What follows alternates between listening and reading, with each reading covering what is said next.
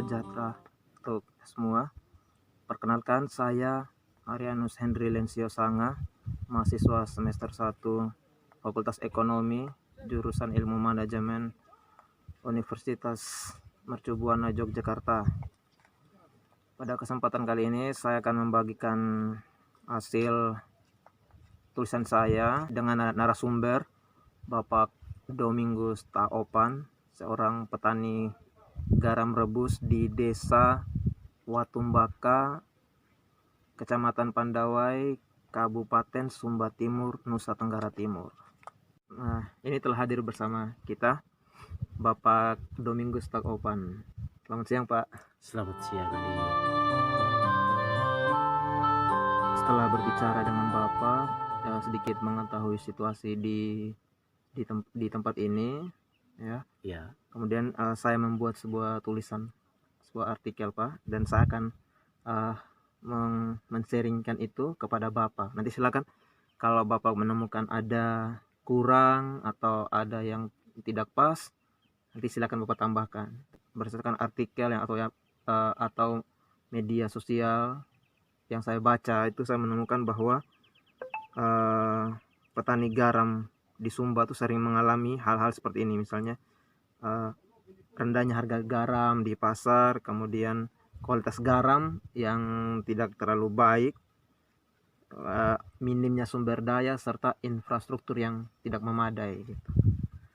Nah, kemudian tulisan saya ini, saya kemudian mengambil Desa Watumbaka, khususnya para petani garam rebus di sini sebagai kajian saya, dan saya memilih Bapak Domingus.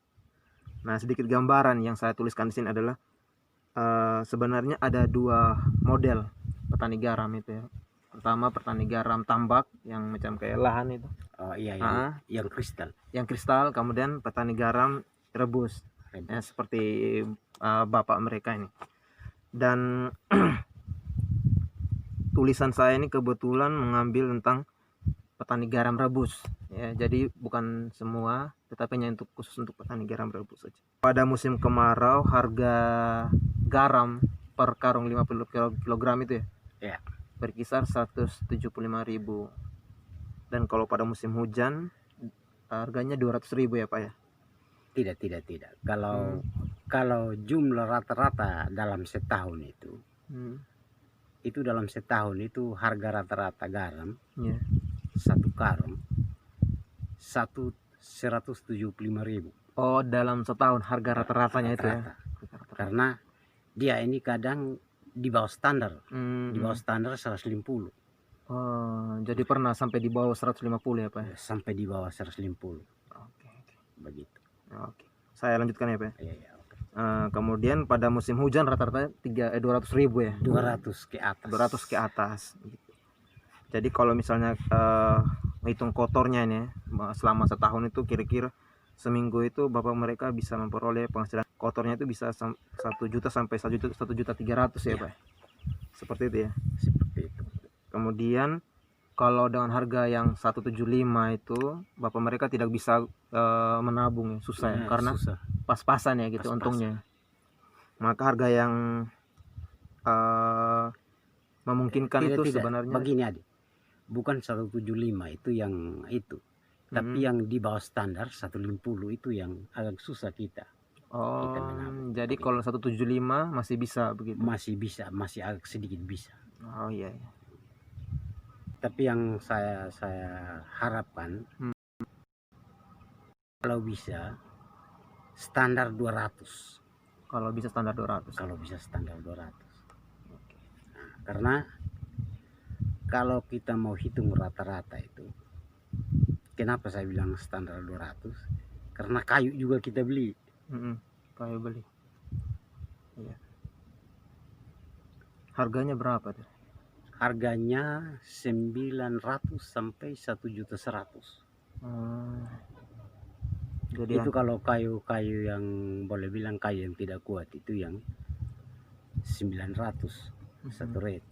Tapi kalau kayu yang macam kasambi, cemara, itu dia meningkat sampai 1.100.000 terima di tempat. Berarti memang hampir tidak ada ya ini keuntungan untuk Ya. kita ya, untuk bisa tabung. Masalah yang dihadapi berdasarkan sharing Bapak kemarin itu, masalah-masalah yang dihadapi itu misalnya infrastruktur yang tidak memadai, misalnya berupa jalan ini. Ya. Ini kan kalau musim hujan susah ya dilalui ya, karena air semua menutupi. Kemudian harga garam yang tidak stabil, pada musim kemarau itu bisa saja dia 175 atau juga bisa dia hanya 150 per Di karung. standarnya 150. Standar Kadang 150. kadang bukan 150 tapi di bawah standar lagi. Kadang di bawah standar. 130 ada. Yang ketiga itu soal pendidikan ya Pak ya. Ya. Pendidikan juga mungkin mempengaruhi, akhirnya mempengaruhi cara orang bekerja. Akhirnya nyaman dengan kebiasaan lama sehingga susah untuk mau berubah. Kemudian yang keempat yang penting ini adalah kurangnya persatuan sebagai petani garam rebus di desa ini. Dari permasalahan yang ada itu Pak, saya menawarkan beberapa solusi. Nah, yang pertama itu, misalnya yang pertama soal jalan ini ya. Nah, jalan ini Bapak bisa mengajak teman-teman yang lain gitu untuk melakukan pendekatan dengan desa sebenarnya. Karena pemerintah sudah menyalurkan bantuan itu lewat desa. Jalan ini kan merupakan ya hanya di lingkup sini kan, lingkup desa ini. Ini bisa dilakukan pendekatan dengan pihak desa gitu untuk dibangun jalan yang menghubungkan sisi utara dan selatan lah, bilang begitu, bisa begitu. Harga garam itu, nah di sini saya menyarankan untuk Bapak bersama teman-teman lain melakukan pendekatan dengan tokoh-tokoh masyarakat atau tokoh-tokoh yang ada di sini untuk membentuk satu wadah bersama, itu wadah koperasi. Koperasi di sini sedikit berbeda dengan koperasi Mekar atau koperasi Gimik yang modelnya simpan pinjam. Kalau modelnya koperasi yang saya tawarkan di sini adalah koperasi produksi. Jadi semua garam yang sudah dihasilkan itu dibeli oleh koperasi itu.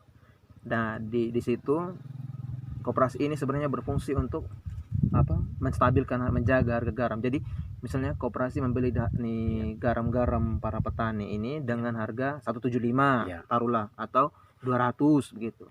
Nah, kemudian ketika ada pembeli datang, nah pembeli itu akan langsung ke koperasi yang bersangkutan gitu. Kemudian membelinya itu dari koperasi gitu. Kemudian di koperasi ini juga bisa untuk misalnya ada masalah, ada kendala, misalnya kayu kurang atau apa, nah bisa diminta bantuan dari koperasi itu. Jadi dia bisa ini menyalurkan atau memberikan solusi untuk masalah-masalah yang dihadapi di sini. Jadi bukan hanya sekedar pinjam uang kemudian mengembalikan, tetapi lebih dari itu gitu. Jadi bisa menjaga harga garam itu.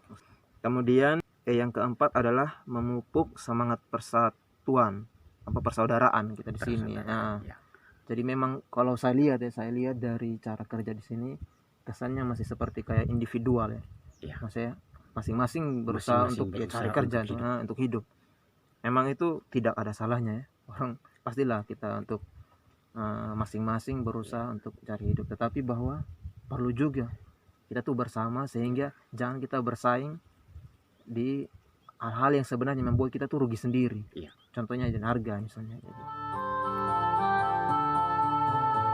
Dari solusi yang saya tawarkan itu Bapak, saya melihat bahwa ada satu poin penting di sana yang mencakupi semuanya itu, yakni soal pembentukan koperasi garam itu.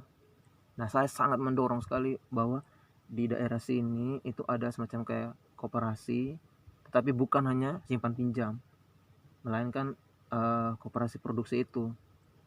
Jadi karena kita kan semua ini sama ya toh, profesinya sama. Profesinya sama. Jadi daripada kita bersaing sendiri yang membuat kita kemudian rugi juga sendiri, kewalahan juga sendiri, kenapa kita tidak bersatu dalam satu wadah koperasi dan kemudian itu membuat kita bisa untung bersama. Untung pribadi boleh, tapi alangkah baiknya juga kalau kita bisa untung bersama kan. Nah, pernah tidak berpikir seperti kayak gitu? Nah, itu dia. Kalau saya ya dari dulu saya berpikir seperti itu. Kadang saya menyesal. Saya menyesal untuk diri saya sendiri karena saya tidak bisa buat seperti itu.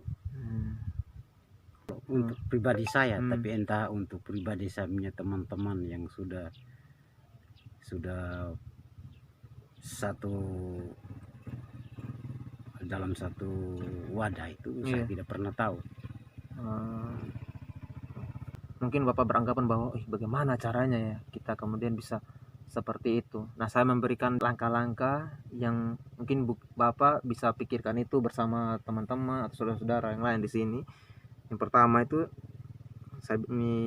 kita melakukan pendekatan dulu terhadap tokoh-tokoh yang ada di sini, mungkin orang-orang yang berpengaruh, tokoh-tokoh yang masyarakat. didengarkan gitu, tokoh-tokoh masyarakat gitu. Nah, silakan dilakukan pendekatan. Kami punya ide seperti ini. Bagaimana menurut Bapak, ada apa? Menurut Bapak sekalian, apakah mendukung tidak yang punya ide ini? Dijelaskan seperti apa itu koperasi garam yang akan dibentuk. Kemudian setelah itu kita berusaha untuk meyakinkan teman-teman semuanya untuk masuk ke dalam koperasi itu, gitu. Untuk masuk dalam koperasi itu, karena biar bagaimanapun koperasi itu kan sukarela, Pak ya. Kita tidak bisa paksa orang. Nah, kita hanya bisa meyakinkan bahwa ya kita harus bergabung bersatu dalam koperasi itu. Nah, kemudian yang harus diingat itu adalah usaha koperasi itu pertama-tama untuk memupuk semangat kekeluargaan. Jadi koperasi sebenarnya itu bukan untuk mencari untung juga. Pertama. Oke lah, nanti di kemudian hari ada untungnya kita bagi bersama atau apa. Tapi yang pertama-tama ditekankan di sini adalah soal kekeluargaan, persaudaraan kita. Karena kan di sini kan individualnya kan sangat tinggi. Nah, kita harus mengimbangi dengan persaudaraan, bersosialisasi dengan yang lain. Bukan hanya berbicara tegur sapa, tapi juga dalam hal produksi garam itu. Nanti pengurus koperasi seperti konkretnya seperti apa? Kita bisa diskusikan dengan dinas gitu. Kalau misalnya kita punya ide seperti ini, apakah ini pemerintah bisa bantu? Kira-kira teknisnya langkahnya seperti apa gitu. Jadi begitu Pak dari saya. Kira-kira tanggapan Bapak bagaimana melihat? Kalau tanggapan saya malah lebih, kalau untuk pribadinya saya malah lebih syukur karena ada yang bisa memperhatikan kita untuk membangun kita ke depan. Cuman saja soal kalau kita mau bicara kelompok agak susah karena seperti itu sudahlah yang dikatakan bahwa pendidikan terlalu rendah. Boleh bilang di bawah standar lah pendidikan ini. Begitu. Kita ketemu hal-hal yang seperti itu agak terasa ganjil karena kita tidak ada punya persatuan. Jadi alangkah lebih baiknya kalau memang dengan